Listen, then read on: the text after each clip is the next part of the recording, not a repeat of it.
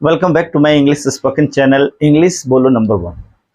दोस्तों, एक बार फिर से आपका हम अपने चैनल में स्वागत करते हैं और आपको धन्यवाद करते हैं कि आप हमारे व्यूवर्स हैं और व्यूवर्स होने के नाते आपकी सहायता, आपकी मदद हमें मिलती है और आपका सपोर्ट हमें मिला। दोस्तों, एक रिक्वेस्ट है कि आप जब हमारे वीडियो को देखते हैं तो प्लीज़ ये मेरा रिक्वेस्ट है कि वीडियो को स्किप करके ना देखिए, वीडियो को पूरा देखिए। कहीं कहीं पर ऐसा होता है कि जो इसको आपको लगता है कि ये ज़रूरी नहीं है, लेकिन वही ज़रूरी चीज़ हो जाता है। अगर आप इंग्लिश वास्तव में आपकी कितनों भी कमज़ोर इंग्लिश मतलब वो नहीं रखता है, क्योंकि जो तेज़ होता है, तेज़ को तेज़ बनाने वाला वो कोई तारीफ़ की बात नहीं है। तेज़ उससे बनाया जाता है जो कमज़ोर होता है। तो मेरा प्रयास है कि आप वो विद्यार्थी जिसके लिए इंग्लिश जो है बहुत डिफ़िकल्ट होता है, इंग्लिश बहुत टफ़ होता है एंड उससे लगता है कि English is beyond for me, we can not learn English, we can not speak English, then ये वीडियो उनके लिए है।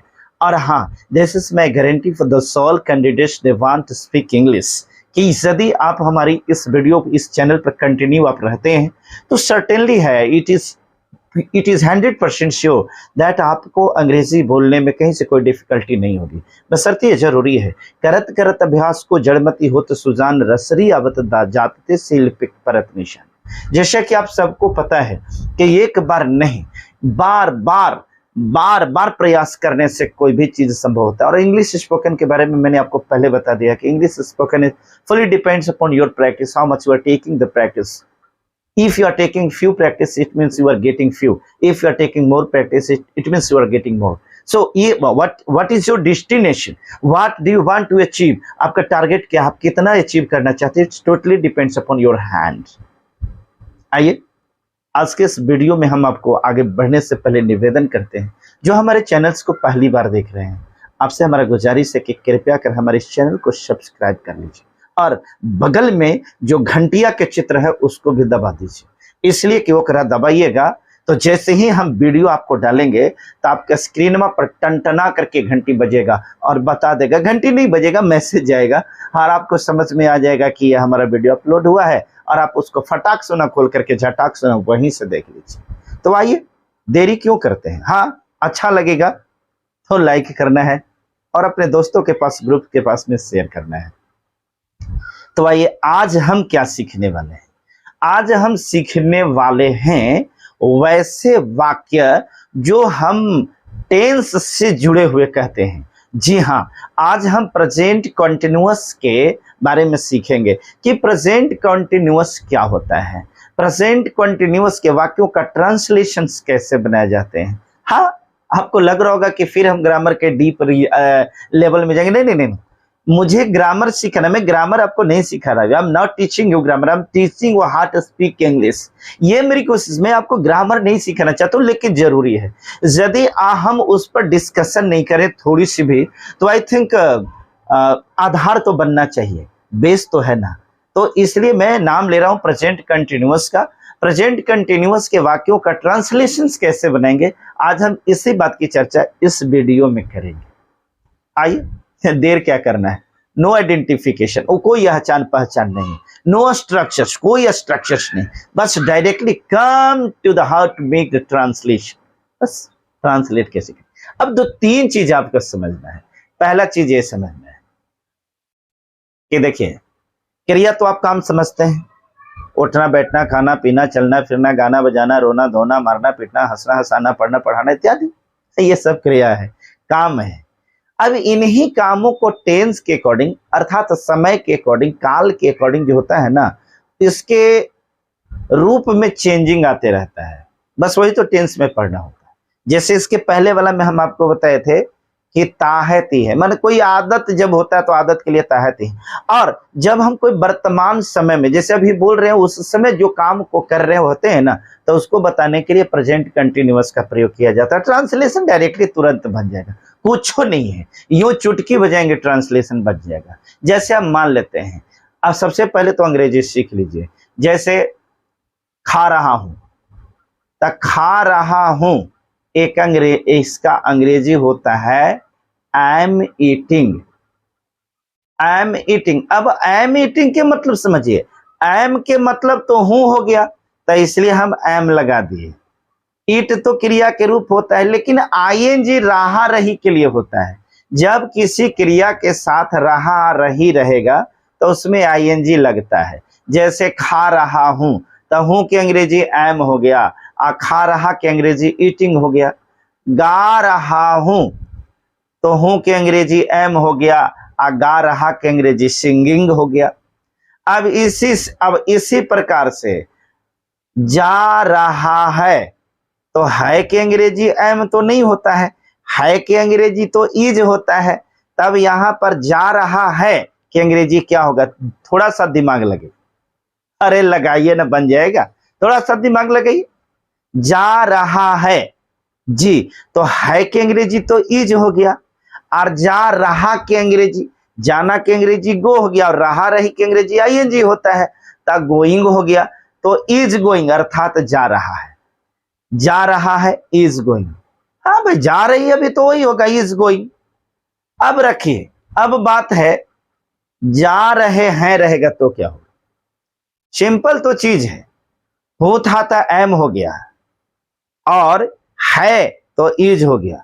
अब हो चाहे है रहेगा तो रकर अंग्रेजी आर होता है, आर होता है। क्रिया में आईएनजी रहा है के लिए हो जाता है। अब जैसे रहेगा कि जा रहे हैं, तो है की अंग्रेजी आर हो गया, आ जा रहा की अंग्रेजी गोइंग हो गया, तो आर गोइंग हो जाएगा। खा रहे हैं, तो है की अंग्रेजी आर होता है, आ खा रहा की अंग्रेजी ईटिंग हो गया, इसलिए आर ईटिंग हो गया। अब ये तीन चीज आप समझ गए होंगे। हो की अंग्रेजी भी आर होता है, बोल रहे हो, बोल रहे हो तो हो की अंग्रेजी आर। आप बोल रहा की अंग्रेजी स्पीकिंग, तो बोल रहे हो गया आर स्पीकिंग। अब आइए, इसके पहले सिर्फ सब्जेक्ट को लगाना। सब्जेक्ट के मतलब काम करने वाला, मानी काम को कौन कर रहा है, पहले लगा देंगे, ट्रांसलेशन बन गया। जैसे अब देखिए, मैं पढ़ा रहा हूं, तब मैं पढ़ा रहा हूं, तो पढ़ा रहा हूं कि अंग्रेजी क्या होता है? एम टीचिंग हो जाएगा ना। कौन पढ़ा रहा है? मैं, तो आई हो जाएगा। इस प्रकार से आई एम टीचिंग हो गया, आई एम टीचिंग हो गया। अब रहेगा कि मैं गा रहा हूं, तो क्या होगा? गा रहा हूं कि अंग्रेजी सिंगिंग हो गया ना, और मैं की अंग्रेजी आई हो गया, तो आई एम सिंगिंग। मैं खा रहा हूं, तो खा रहा हूं कि अंग्रेजी क्या होगा? एम ईटिंग होगा ना।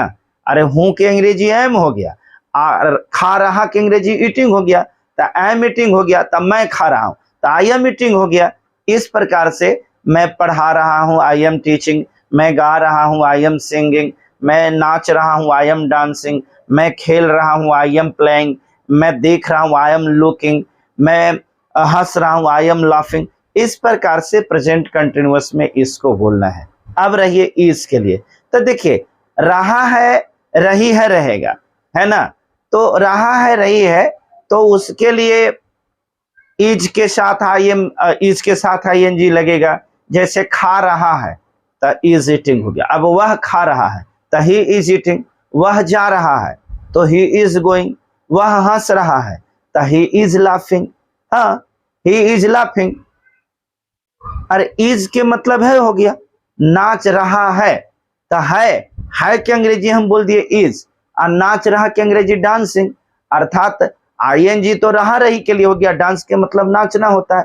तो नाच रहा तो डांसिंग। नाच रहा है, इज डांसिंग। वह नाच रहा है, ही इज डांसिंग। क्लियर। अब रहेगा सीता नाच रही, तो सीता इज डांसिंग। गीता नाच रही है, तो गीता इज डांसिंग। गीता पढ़ रही है, तो गीता इज रीडिंग। गीता खेल रही है, तो गीता इज प्लेइंग। गीता पढ़ा रही है, तो गीता इज टीचिंग। इस प्रकार से आप इसको इजिली बना सकते हैं।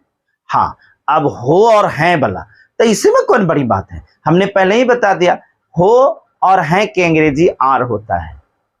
तब पढ़ा रहे हो, तो हो के अंग्रेजी आर हो गया। आप पढ़ा रहा, तब पढ़ाना के अंग्रेजी टीच हो गया, और रहा के अंग्रेजी आईएनजी हो रहा है।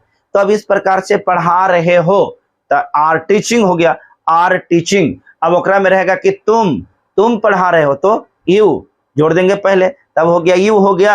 आप पढ़ा रहे हो कि अंग्रेजी आर टीचिंग, तो यू आर टीचिंग। अब हो गया तुम पढ़ा रहे हो।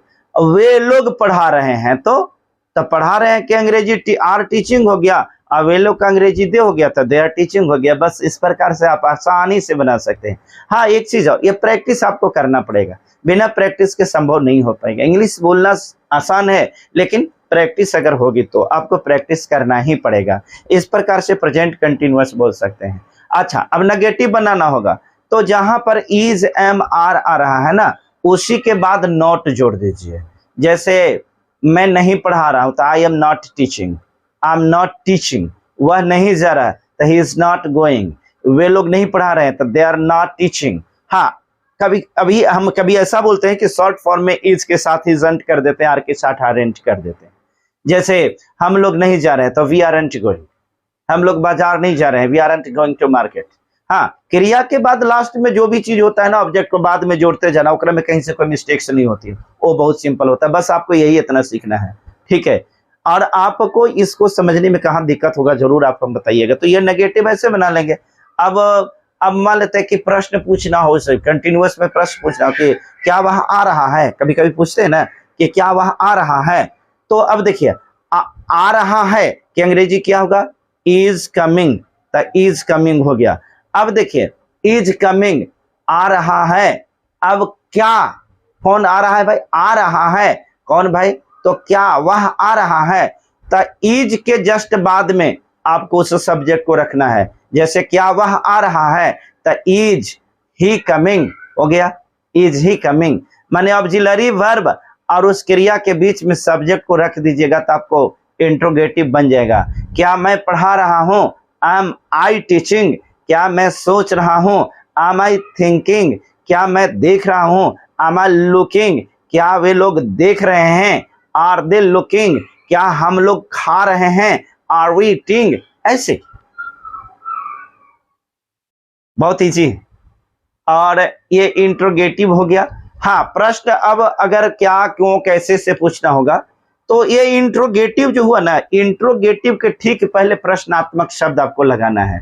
जैसे वह क्या खा रहा है, तो पहले तो बना देंगे कि क्या वह खा रहा है, तो इज ही ईटिंग हो गया, इज ही ईटिंग। अब रहेगा कि वह क्या खा रहा है, तो क्या के अंग्रेजी व्हाट हो जाएगा, तो इज ही ईटिंग के पहले व्हाट कर देंगे कि what is he eating. What is he eating, what is he eating, वह क्या खा रहा है। वेयर इज ही गोइंग, वह कहाँ जा रहा है। What does he, what is he doing, वह क्या कर रहा है।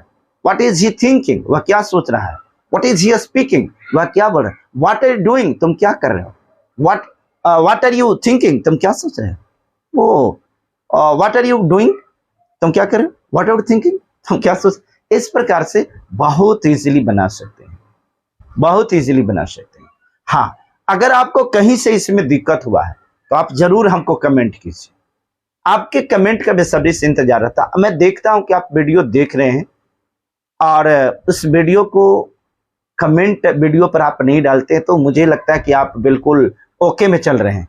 लेकिन हमें आपका कमेंट्स जो होता है ना, हमें थोड़ा सा ये एक्साइटेड करता है कि आपको कुछ प्रॉब्लम्स तो नहीं हो रही, क्योंकि मैं चिंतित रहता हूं कि कहीं आपको कोई दिक्कत तो नहीं हो पा रही है, मैं आपको बढ़िया से समझा पा रहा हूं। इस प्रकार की हमें समस्या होती रहती है। इसलिए दोस्तों, मैं आपसे गुजारिश करता हूं कि आप जरूर हमें कमेंट करेंगे, और इस वीडियो को अगर अच्छा लगा होगा तो अपने दोस्तों के पास शेयर कीजिएगा और लाइक करना मत भूलिएगा। अब अगर अभी तक आपने चैनल को सब्सक्राइब, देखिए आपने नहीं किया है ना, यही गड़बड़ है।